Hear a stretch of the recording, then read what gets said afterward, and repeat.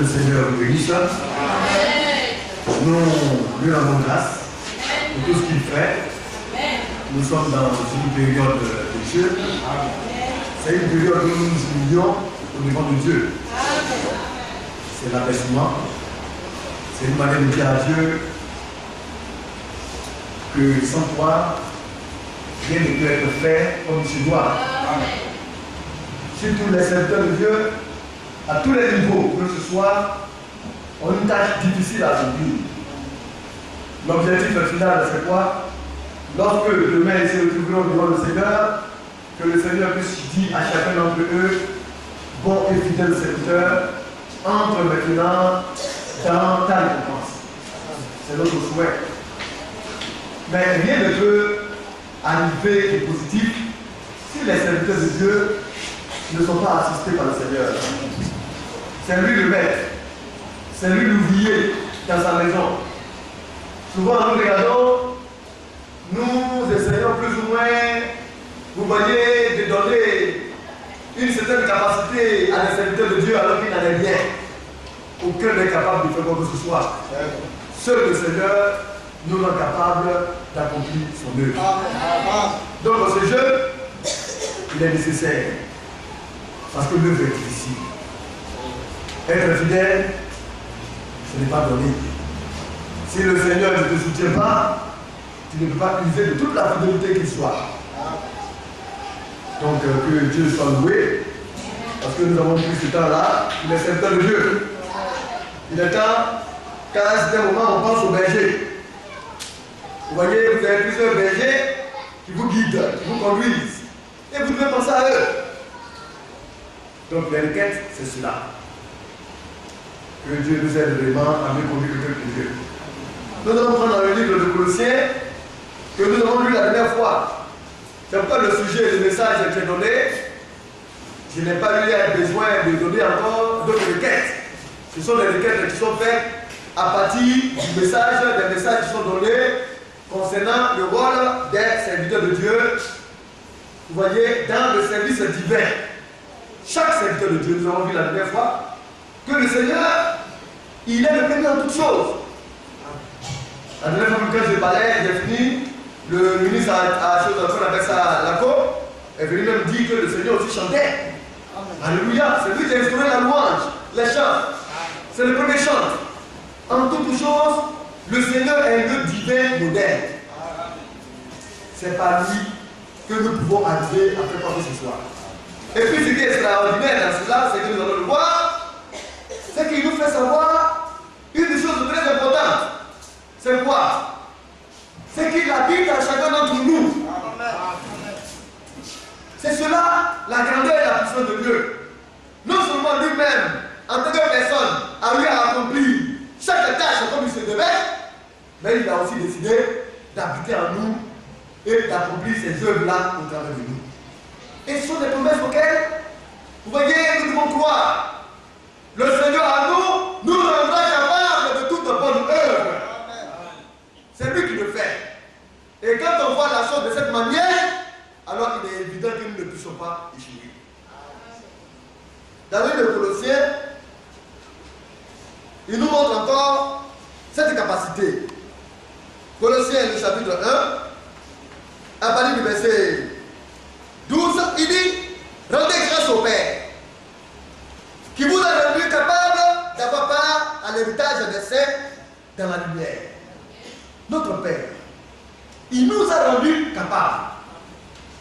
Pour lui, le fait même de dire que telle chose est pour toi, il faut la capacité de Dieu. Donc nous disons que nous n'avons pas l'héritage divin, parce que notre Dieu nous a rendu capables d'avoir part à cela. Il a tout disposé, tout préparé.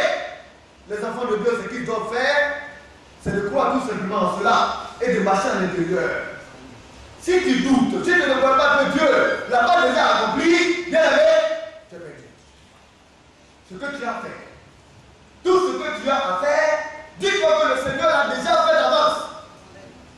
C'est pourquoi il nous a rendu capables d'avoir part à l'héritage, n'est-ce pas? Et il continue, il dit, il nous a délivré de la puissance des ténèbres et nous a transportés dans le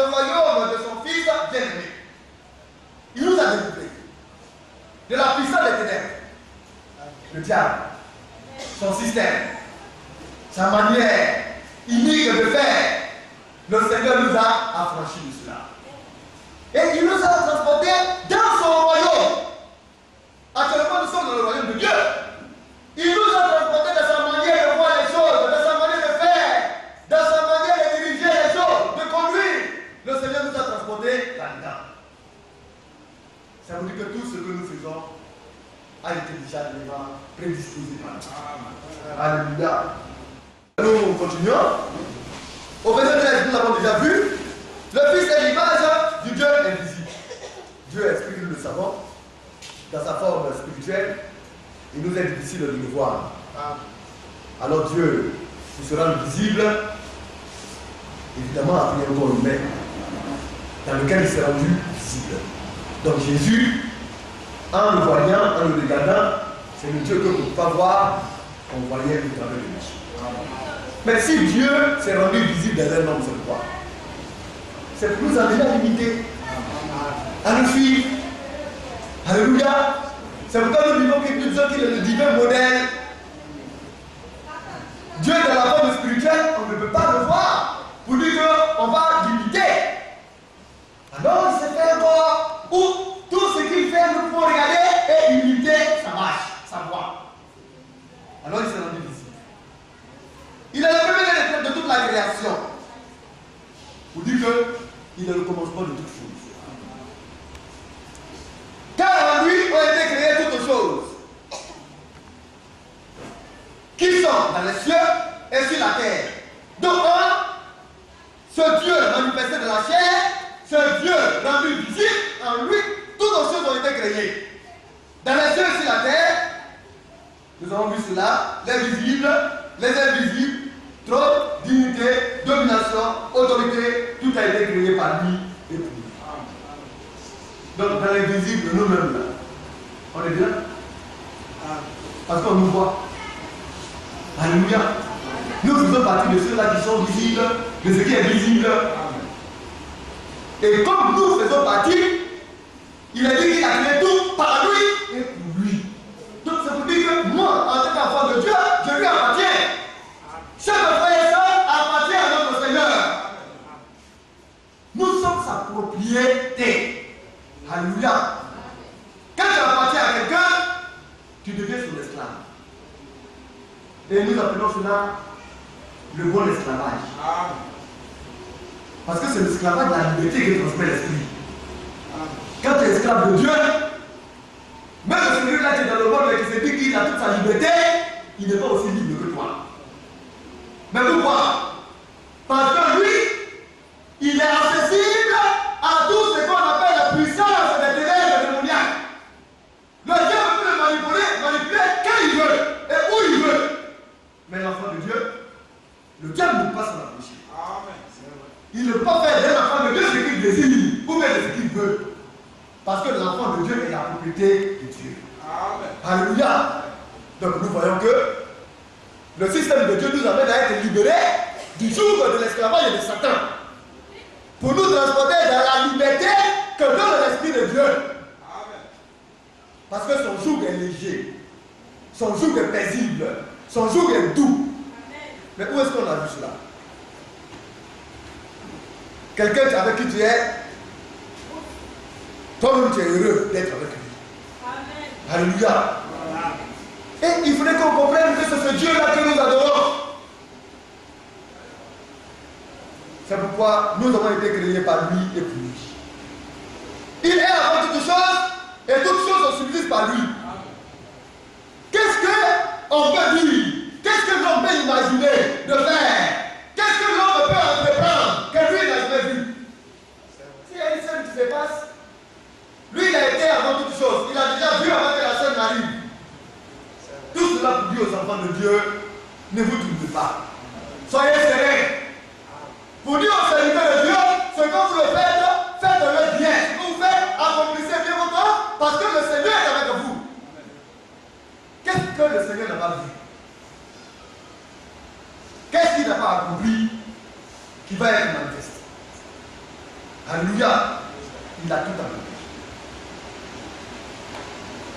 Il est la tête du corps de l'Église. Et là encore, il faudrait que nous comprenions.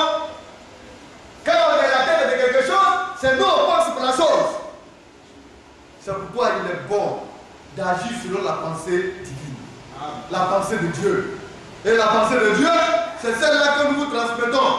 C'est la parole de Dieu. Alléluia. La parole pure et révélée de Dieu. Quand on parle de pureté, c'est-à-dire qu'il n'y a pas de mélange là-dedans. L'homme ne doit pas aussi essayer de penser pour ajouter ou pour essayer d'arranger Dieu. Non.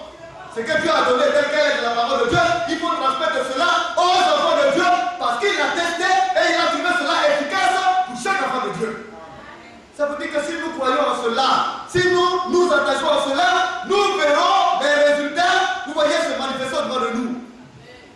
C'est par lui que nous atteindrons de bons résultats. C'est pourquoi il est notre tête. On n'a pas encore imaginé nos têtes.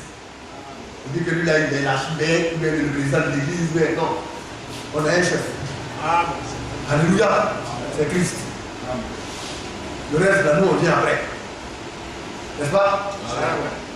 Et nous devons comprendre cela. Il est la tête du corps de l'église. Il est le commencement, le premier-né d'être les morts, afin d'être en tout le premier. Donc, bien aimé, on n'a rien à inventer. Alléluia. Rien là. Rien ne doit être inventé par quelqu'un. Tout est là. Maintenant, ceux qui vont créer autre chose, c'est parce qu'ils ne reconnaissent pas le Seigneur qu'ils font autre chose. Quand tu sais que quelqu'un est ton chef, tu ne feras que ce que lui te demande de faire. C'est pourquoi l'objectif à atteindre, les serviteurs de Dieu, surtout les ministres de Dieu d'abord, et ensuite les autres serviteurs de Dieu, parce que s'il n'y a pas de ministère de la parole de Dieu, les autres serviteurs de Dieu ne peuvent pas exister. Quand vous entrez aujourd'hui, vous voyez un pasteur qui commence, vous voyez son ministère, et puis après il dit qu'il est archibishop. C'est une incompréhension de la parole de Dieu. Le bishop là, c'est l'évêque qui ne peut pas exister si un ministère de la parole n'a pas existé. Parce que c'est parce que le ministère de la parole a existé et que la parole de Dieu a été enseignée et qu'on a vu à l'intérieur de la parole de Dieu qui a été enseignée les critères établis, les versets, l'évêque, qu'il y a l'évêque. L'évêque, c'est pas critère. C'est un service aussi de la maison de Dieu. Alléluia. Mais si la parole de Dieu n'a pas été apportée, comment lui va savoir qu'il y a des critères qu'il doit remplir pour pouvoir être évêque? C'est pourquoi ces choses-là viennent après la parole. Alléluia. Après que la parole a été donnée, maintenant on regarde, les serviteurs de Dieu qui exercent peuvent maintenant choisir parmi le peuple des personnes à pouvoir les aider dans leurs tâches. Tous les serviteurs de Dieu, en dehors des ministères de la parole de Dieu, viennent pour aider les ministres de Dieu dans l'accomplissement de leurs tâches. C'est ainsi que le Seigneur a établi les choses. Dans le livre d'Éphésiens. Éphésiens, le but assigné par Dieu est là. Et nous devons comprendre cela. L'objectif de Dieu pour l'Église est là. Nous allons commencer à partir du verset 4. Le ministre Atouri va m'aider. Éphésiens chapitre 4.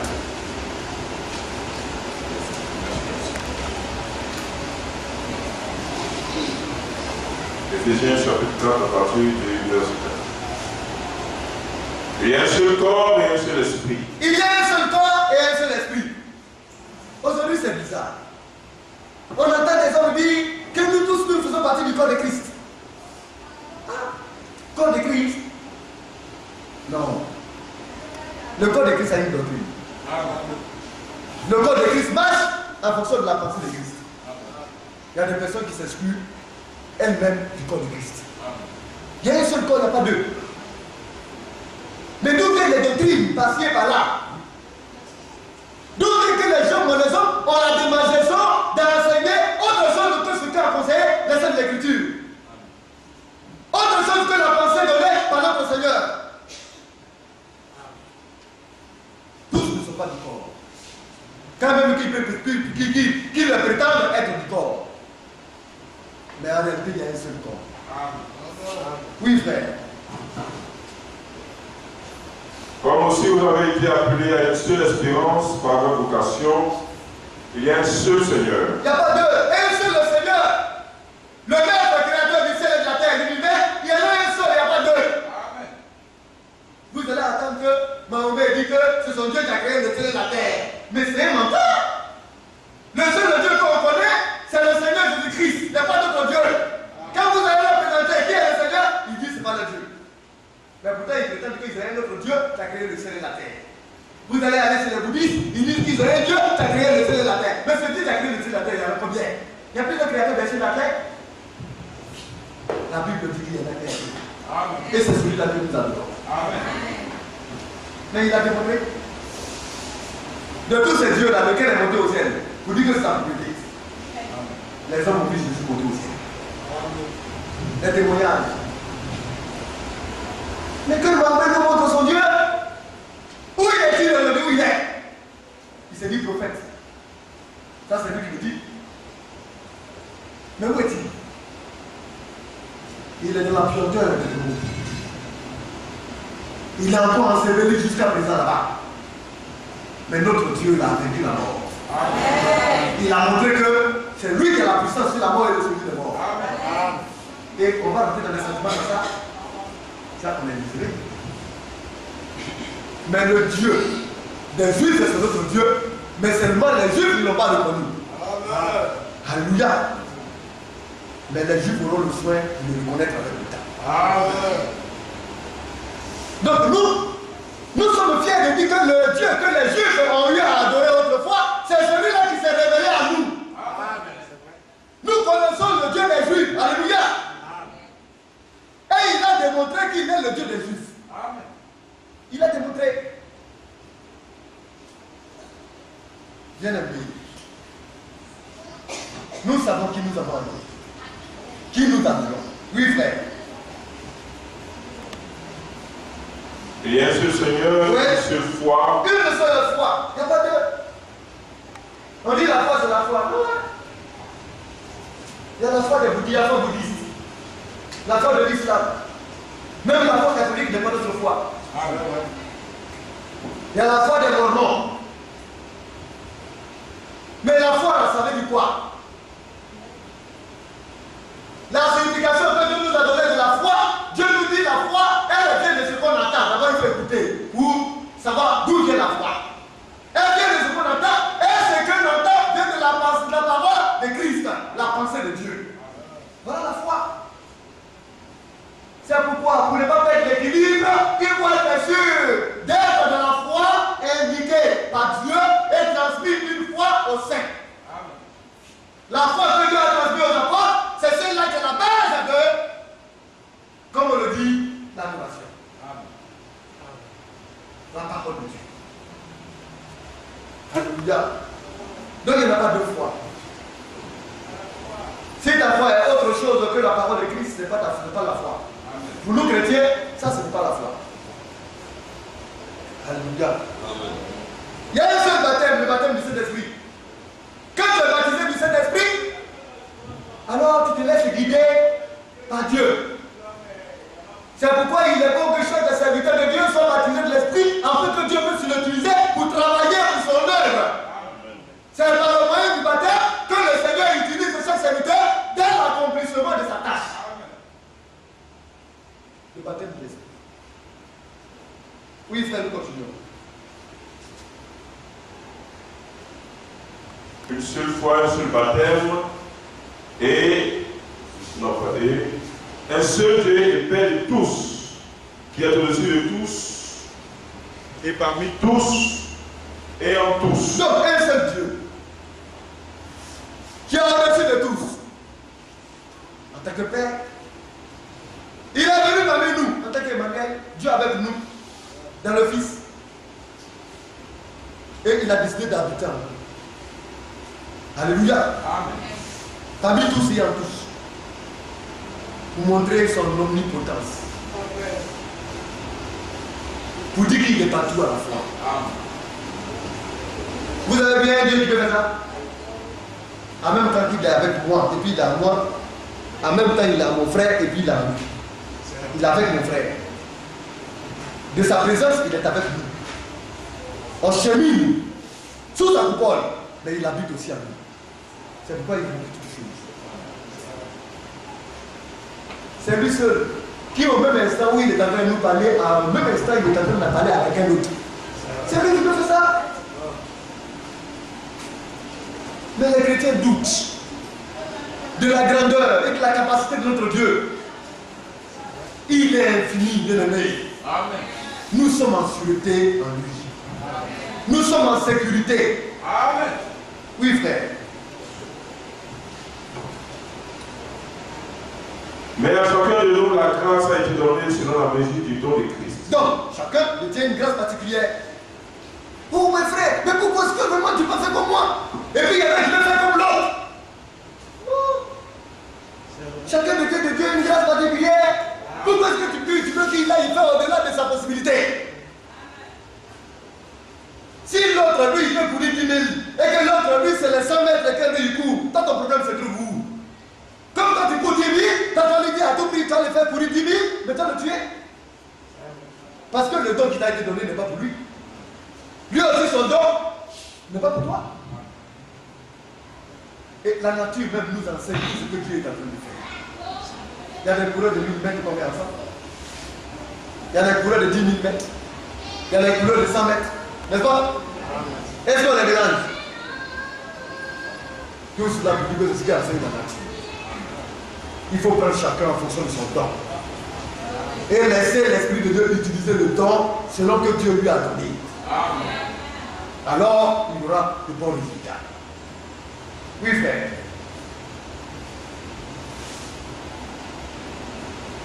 C'est pourquoi il est dit. Étant monté dans la hauteur, il a amené les captifs et il a fait des dons aux hommes. Or, que signifie il est monté, sinon qu'il a aussi descendu dans les régions inférieures de la terre? C'est lui. Il est monté. Et il est aussi descendu dans les régions inférieures de la terre. Où l'homme peut partir, lui il est parti là-bas. Mais c'est parce qu'il est agréé qu'il connaît tous les circuits. Il maîtrise tout. Il sait tout. Il peut tout. Oui, frère. Celui qui est descendu, c'est le même qui est monté au-dessus de tous les cieux, afin de remplir toutes choses. Celui qui est monté. Qui? Donc, celui qui est descendu. Qui est descendu? C'est Jésus. Il est descendu comment? En prenant la forme humaine. Il a été engendré. Vous savez, quand on parle d'engendrement, on dit la femme est enfante, mais l'homme engendre. La meilleure manière pour l'homme de faire enfant, on dit il a engendré. Alléluia. Si on prend frère Julius, on dit frère Julius a engendré son fils. Vous voyez, quand on prend une soeur, on dit la soeur tant. Ou bien la soeur Rolande a enfanté princesse. Notre Dieu, alléluia, comme il est esprit, en tant que père, il a engendré son fils unique.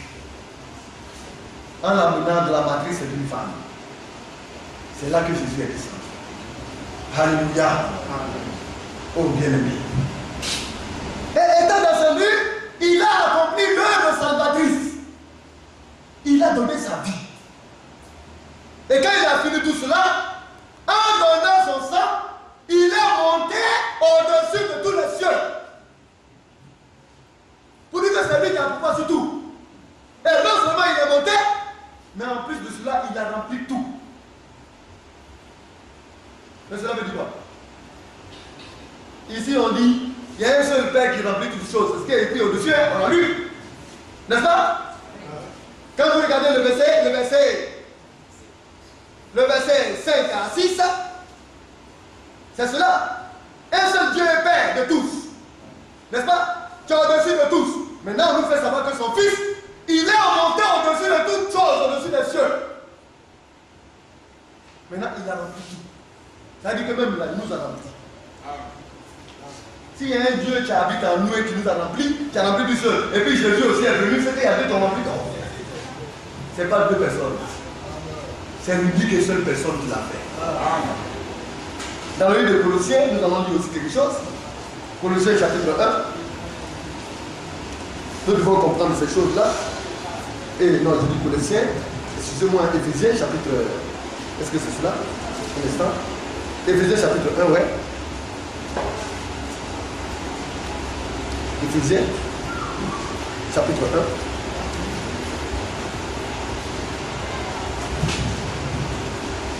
1. Nous avons dit la partie verset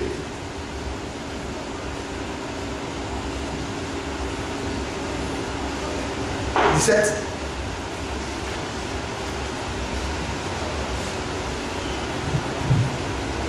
Éphésiens 1, verset 17. Afin que. Comment c'est verset 16? C'est la bonne parole qui parle. Je le seul de rendre grâce pour vous. J'ai fait mention de vous dans mes prières, afin que le Dieu de notre Seigneur Jésus-Christ, le Père et le gloire, vous donne un esprit de sagesse et de révélation dans sa connaissance. Donc la prière, et c'est le rôle de tous les serviteurs de Dieu. La prière. Les serviteurs de Dieu doivent prier. Mais ce n'est pas les serviteurs de Dieu seulement qui doivent prier, mais le peuple. Souvent, on est aveuglé, on ne comprend pas. On perd de vue l'objectif. On est dans un endroit et on oublie que ceux-là qui nous conduisent, s'ils font fausse route, c'est notre vie en péril. Et beaucoup ne prennent pas attention à cela. Mais c'est le manque d'amour qui fait cela. Quand tu as de l'amour pour l'œuvre de Dieu, alors tu appréhendes des choses normalement. Tu sais où tu es quitté et où tu vas. Les hommes, vous savez, ils parlent. L'homme est dès le départ animé d'un esprit d'orgueil, d'arrogance, d'un esprit hautain. Quand il parle, on va prendre celui qui a la mort de sa vie et en aval de sa vie. Il dit des choses. Quand il dit que c'était en de son frère, il tape la patrie et il parle avec d'une manière assurante. Comme s'il pouvait décider du choix de sa vie. On nous parlait d'un frère. Je ne sais pas si c'est nous. Quand il est venu me voir, il dit pardon, il m'a fait mon expérience. Il était sincère et dévoué. Il est parti faire son expérience, on dit où il est. Il part, il vit en plein monde. Mais quand il était ici, il était un bon frère. Il avait l'amour de Dieu. Mais parce qu'il n'a pas su où il était quitté, et parce que l'amour de Dieu n'avait pas gouverné son cœur, lui il s'est dit maintenant qu'il peut se prendre en charge. En Dieu, on ne se prend pas seulement en charge. On est toujours dépendant de lui et de sa parole. Mais aujourd'hui, où il se trouve? Les témoignages qu'on attend de sa famille est à l'amour. C'est le cas. Frère, c'est pourquoi le peuple doit prier pour les serviteurs de Dieu et les serviteurs de Dieu prier pour le peuple de Dieu. Et l'apôtre Paul nous fait savoir comme cela qu'afin que Dieu, de notre Seigneur Jésus-Christ, le Père de gloire, nous donne un esprit de sagesse et de révélation. Si les yeux ne sont pas ouverts, tu ne peux pas voir, tu ne comprendras pas. Si tu n'as pas la sagesse, tu n'auras jamais la crainte de Dieu. Si tu ne vois pas, tu ne comprendras jamais. Et il dit, dans sa connaissance. La Bible, c'est la connaissance de Dieu. On ne l'appelle pas comme ça. Mais il faut avoir la révélation pour savoir ce que Dieu fait. Amen. Qu'il illumine les yeux de votre cœur. Donc les cœurs même doivent avoir les yeux. Quand les serviteurs de Dieu sont en train de prêcher, je vois. Maintenant je comprends. C'est que quand ton cœur a les yeux qui scintillent, qui commencent à comprendre le langage de Dieu. Mais celui-là qui n'est pas de Dieu, là, son cœur ne voit rien. Et son cœur ne comprendra rien. Pour que vous sachiez quelle est l'espérance qui s'attache à votre appel. Les ministres de Dieu d'abord, les serviteurs de Dieu, le choix de Dieu est un appel divin. Ça veut dire qu'ils ne sont pas là parce qu'ils sont venus, ils sont contents pour être là. Même ta venue, toi le fidèle, dans la maison de Dieu, elle le fait un appel. Tu es un élu. Alléluia. Quand tu te prends pour n'importe quoi, tu es au milieu des hommes, tu ne sais même pas qui tu es. Tu penses que c'est n'importe quoi et n'importe qui. Mais tu n'es pas n'importe quoi et n'importe qui. Tu as reçu un appel divin de la part de Dieu. Alors tu parles comme ton père parle. Tu agis comme il agit. Tu vis comme il vit. Parce qu'il y a un appel qui s'attache à notre vocation céleste. Bien aimé.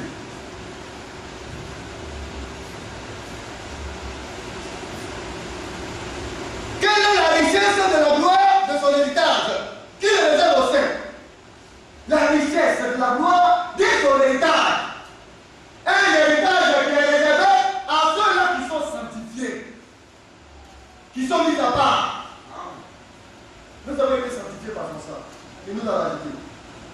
Mais nous marchons dans la sainteté. C'est pourquoi nous sommes des saints. Et quelle est avec nous qui croyons l'infinie grandeur de la puissance se manifestant avec efficacité par la vertu de sa force, par la vertu de la force, de la puissance de Dieu. Et quand on regarde ça, on parle de là, l'infinie grandeur de la puissance de Dieu. Ah. Et lui là, je le connais. Mais dans le monde de façon, il ment. Ça, celui-là, c'est un grand bonheur, mais Dieu me est grand. Comme j'écoutais le témoignage qu'on me rendait du frère Nouvelle, qui se fait appeler Prince de Dieu. Mais il sait pourquoi il dit qu'il est Prince de Dieu. Il sait où il est quitté. Grand bandit. Quand ils ne ont pas envie de trucs, plein de la laine, Rasta. Il est petit dans sa génération, mais très teigneux. Il est petit, mais son esprit maîtrise tous ceux qui sont plus grands que lui. Mais quand il a accepté le Seigneur, il a tout Amen. Et le témoignage que j'ai entendu, c'est que jusqu'aujourd'hui, ces gens-là sont stupéfaits. Parce qu'ils n'ont jamais cru qu'Animal peut changer. C'est vrai. Ah, mais le type là, il a changé, hein? Mais il dit, ah, le type là, il a changé. Mais nous, on sait ce qu'il y a dans cette puissance qui transforme l'homme. Tout est là. C'est une puissance surnaturelle à cause de la paix que Dieu lui a donnée. Dieu dit, viens. Et quand il est venu, Dieu dit, c'est que tu as été là, je vais te faire cela. Tu es désormais un saint. Ta vie m'appartient. C'est tout. Et continuons. Il a déployé en Christ. Vous voyez pourquoi on demande à chacun de venir en Christ. Frère, viens en Christ. N'emmenez jamais quelqu'un en dehors de quelque chose. Vous mettez dans autre chose que Christ. Emmenez les hommes en Christ et Christ va les changer. C'est en lui seul qu'il y a le changement. Parce que la vertu qui est liée à sa force est efficace. Vous transformez n'importe qui. Vraiment, moi-même, je ne comprends pas. Je prie, mais je ne les change pas. Je prie mal. Il faut le voir à ta manière de prier. Tu pries mal et puis tu n'es pas sincère.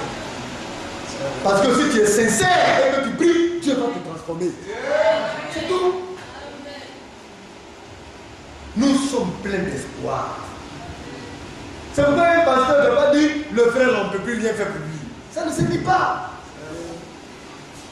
Tant qu'il sera en Christ, il y a toujours une possibilité pour lui d'y arriver. Nous devons le comprendre. C'est pourquoi cela que nous sommes là. Et vous devez aider les serviteurs de Dieu dans cette aptitude à faire. Priez pour les serviteurs de Dieu. Aimez-les. Parce que ce que Dieu est en train de faire au travers de Dieu est grave. Ce n'est pas tous les serviteurs de Dieu qui prennent le soin des fidèles et qui regardent dans leur vie pour les aider à corriger. Il n'y en a pas beaucoup qui le font.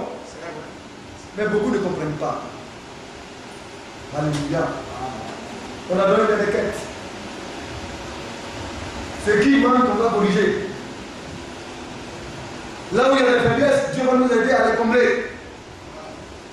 Parce que non seulement c'est vrai que nous sommes ici, mais nous devons aussi sortir pour aller chercher ceux-là qui sont en train de s'égarer. Amen. Mais quand le frère il te regarde, quelqu'un qui est parti, et puis il te regarde, quand il te regarde dans tes yeux, là, lui-même il te regarde, il voit que toi-même tu ne veux même pas qu'il vienne. Parce que tu as dit, c'est lui, il a fait ça là, il ne dit pas. Il voit ça dans tes yeux. C'est de l'amour qu'il faut lui donner. Il faut lui montrer que ce qui s'est passé là, c'est passé. Il faut honner le diable. Il faut lui montrer que quand il viendra, il sera entouré d'un plus grand amour. Nous devons édifier, nous devons construire, nous devons bâtir selon Dieu. Mais quand tu fais cela, ta pensée n'a plus son sens d'être. C'est la pensée de Dieu qui doit te véhiculer en toi. C'est le désir de Dieu qui doit pouvoir réellement te guider. On va dire, ah, lui là il a fait ça, là, toi-même tu as vu ce qu'il t'a fait, mais toi-même, bon, on ne sait pas comment tu es. Ton cœur là, c'est comme avec, c'est le cœur de Dieu. Ce qu'on m'a fait là, ou bien ce qu'on t'a fait là, c'est plus que ce qu'on a fait à Jésus. Mais pourtant Jésus est venu sauver. Lisez bien. Pierre il a tchatché, il a parlé. Jésus lui a dit, avant que comme la chante 2 fois là, t'entends me dire. Il ne voyait pas, il dit, moi je mourir avec toi. Alléluia. Mais quand ça a commencé, on dit que tous sont pris. Lisez les Écritures, tous sont pris. J'ai dit ça. On ne comprend pas le langage de Dieu. Hein? L'homme, il faut prendre l'homme comme ça. Il faut l'aimer tel qu'il est. Marc 14.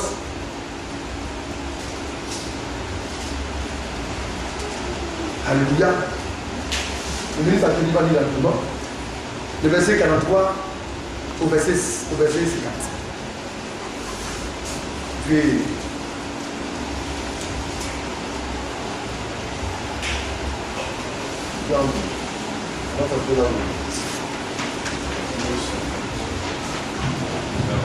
j'ai oublié même de parler un peu du pasteur Guido avant on a oublié qu'il était là. Alors il est là. Alléluia. Que Dieu le bénisse. Oui. Verset 43. Oui. Alléluia. Et aussitôt, on lui parlait encore, arriva Judas, le des 12, et avec lui une foule armée d'épées et de bâtons, envoyés par les principaux sacrificateurs, par les scribes et par les anciens. Ceux-là, ce sont des soldats des croyants. Hein? Ils croient à la loi. Ce sont des croyants qui sont là. Ils sont là pour faire quelque chose à Jésus. Ce ne sont pas les païens. Ça, il faudrait qu'on comprenne. Oui, frère. Celui qui le livrait leur avait donné ceci. Celui à qui je donnerai un baiser, c'est lui. Saisissez-le et amène-le sur moi. Donc Judas, c'est ce que Judas a fait. Je lui donne un baiser, je lui montre, je lui dis que je l'aime. Jésus, je t'aime. Mais en bas de quelqu'un là, c'est qui est venu là-bas? Par un baiser. Nous on écoute, on dit par un baiser, Judas a trahi Jésus. Oh, le baiser, ça fait dire beaucoup de choses, hein? Je crois que j'aime d'un profond amour. Mais pourtant il a trahi. Oui, frère. Dès qu'il fut arrivé, il s'approcha de Jésus, disant, Rabbi, et il lui donna un baiser. Alors ses amis, et il a appelé le maître. Oui, on continue, frère. Alors ses amis, la main sur Jésus le saisit. Un de ceux qui étaient là, tirant l'épée, frappant le serviteur du spectateur et lui emportant l'oreille. Vous savez ce qu'il y avait là? C'est Pierre. Il était très violent. Mais c'était un apôtre. Oui, frère. Jésus prenant la parole leur dit, vous êtes venus comme après un brigand avec des épées, des bâtons, pour vous remporter de moi, emparer de moi. J'étais tous les jours parmi vous, enseignant dans le temple, et vous ne m'avez pas saisi. Mais c'est afin que les Écritures soient accomplies. Alors tous l'abandonnèrent et prirent la fuite. Voyez, mais quand on va lire d'autres témoignages, vous allez voir que malgré qu'ils sont venus se saisir de Jésus, il était plein de compassion et d'amour. Nous devons imiter notre Seigneur. Alors il a pris l'homme qui a été blessé. Il dit, mais ce qu'on t'a fait, c'est pas juste. Et il a guéri. Quand même qu'on est venu pour lui faire du mal, dans le royaume de Dieu, il faut un amour divin. Amen. Amen. Sinon, tu n'y arrives pas. Mais l'homme ne peut pas faire ça. Hein? Quand l'homme vit, et puis on fait des choses, on dit, mais lui, il fait ceci, il fait cela. Mais on ne sait pas que c'est l'Esprit de Dieu, c'est Dieu qui est en train de faire son travail. L'homme ne voit pas ça. Donc, ils l'ont abandonné. Qui peut voir? On sait qui sont, quel pouvoir sont là. Ils sont même désormais des gardes avec eux. Moi, Pierre m'a attrapé, moi, Jean. Mon frère, Jésus, on l'aime, c'est vrai, mais chacun va se chercher. Ils ont abandonné tout le monde. Il est resté sûr. Mais après, il est revenu comme que tout. Il a triomphé de la mort. Parce qu'il a fallu qu'il verse son sang pour eux. S'il n'avait pas versé son sang pour aujourd'hui, vous et moi, on ne serait pas là. Mais nous allons venir. Quand on ne comprend pas, on ne peut pas faire le coup. Mais quand on comprend, même ton frère va venir t'insulter, tu vas pleurer pour ton frère. Parce qu'on explique que Dieu est jamais là. On n'est pas là pour les choses charnelles. On est là pour bâtir, pour construire la maison de Dieu. Que le Seigneur nous aide.